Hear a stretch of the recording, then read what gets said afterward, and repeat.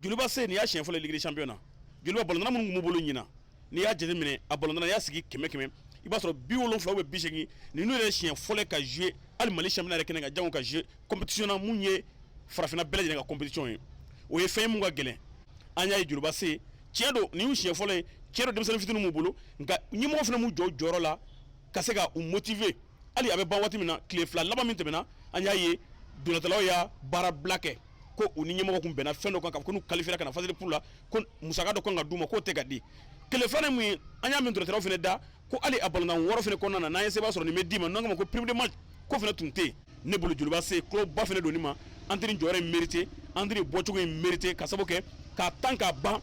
cɛlu kelen Joliba se ma se k'o sɔrɔ ne bolo o kɛra lebu ye Stade Bamako ale ta kɔni kɛra jigitigɛ de ye parce que stade bɛ bakuruba min kɔnɔ n'o ye coupe CAF ye an ko o ye stade ka compétition ye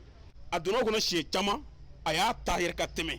nka ni fana ye Sadio Mané ta k'a lajɛ an ma kibaruya fana sɔrɔ k'a fɔ ko u ka ɲɛmɔgɔ ko ballon ma n'a ye san sɔrɔ an bɛ nin k'aw ye n'a ye nin yɔrɔ in tɛmɛ nin fana bɛ k'aw ye an b'o mɛn n'o ye motivation ye bi bi in na ballon tan o yɔrɔ jɔyɔrɔ ka bon ballon tan na kosɛbɛ nin n'a ɲɔgɔnna compétition mɔgɔ b'a ko opération 9 points à domicile ko ka kuru 9 ta i ka so ballon tan 3 la an y'a ye Stade Bamako n'a bɔra ballon tan 1 na a ye sɛbɛn sɔrɔla 2 ni fu a tɔ 2 bɛɛ lajɛlen a tir'o la so yan.